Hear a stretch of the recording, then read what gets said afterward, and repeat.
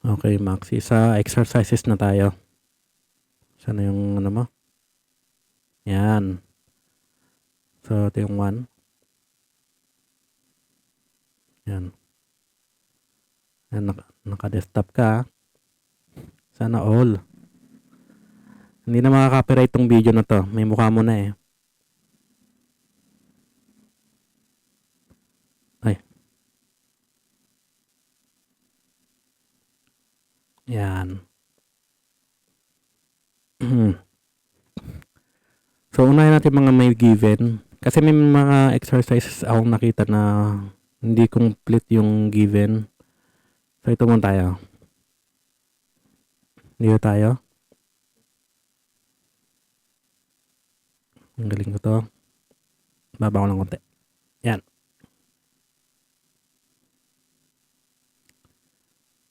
So, itong circle na to, itong sa gitna, tapos to, gawin natin. So, type C. Yan, para blanco. C for circle. Specify the center point. Click. So, radius yung default. Anong radius niya? 27.5.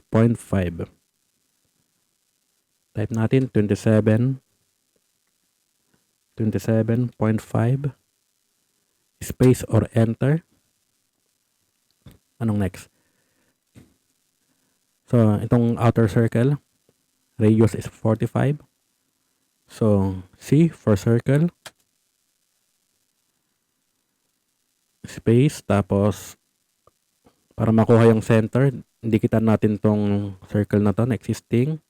Tapos, unti-unti papunta sa center. I-click mo. Tapos, specify the radius. I-type mo 45. So, ganun lang. Tapos, space or enter. Ganun lang. Basta, lagi ka nandito. Lagi mong binabasa to. Hindi ka mawawala. Ayan. Ano pa? So, teka. Walang line. Hindi ko lang may line. So, parang guidelines lang. So, gawa tayo ng line sa gitna. So, meaning naka-ortho to. No, tama. Okay. L for line, space.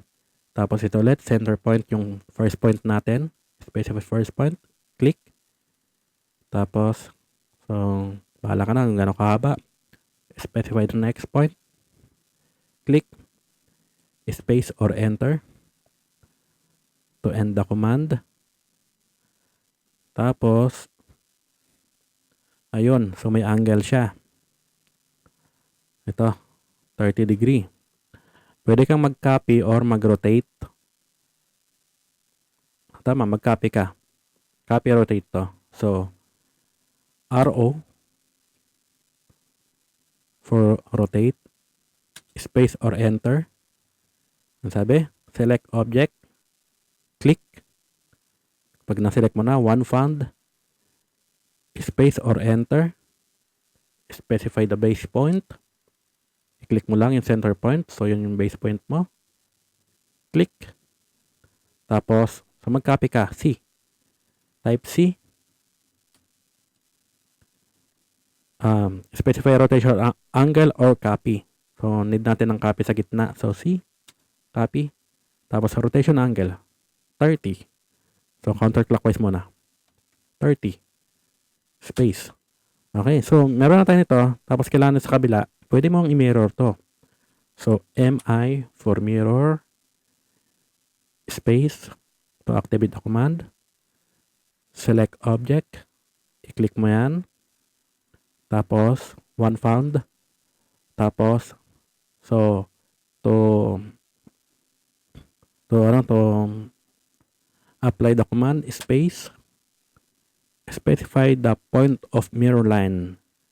So, ang point of mirror line mo, itong gitna. So, so, ano yan, up or downward lang tayo. So, click, second point of mirror line, pwedeng up, pwedeng down, naka-ortho naman tayo, okay lang, down tayo. Click, tapos, no. So, erase source object, ito, mala. No natin, no. So, yung default, no. So, space mo lang. O, yan. And then, ano pa? So, meron tayong circle dito. May circle dito. Ang distance niya mula sa center point is 60.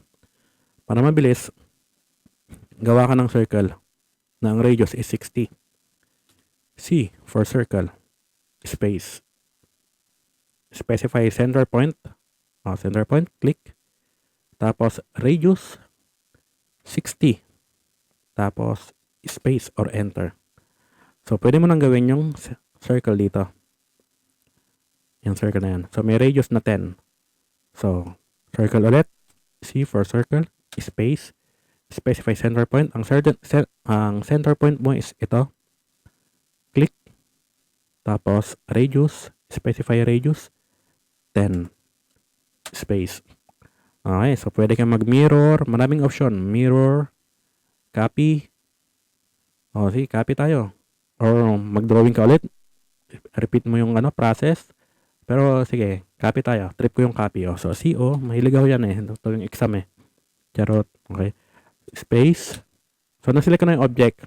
Tapos, base point mo is center. So, click mo yung center. Click. Copy. Tapos, ito. Intersection. Click. I-zoom in mo para sigurado. Tapos, space. Or enter. So, ano na? Ito. Ang radius niya is hindi, meron ka pang circle dito. Bukod dito, meron ka pang circle dito.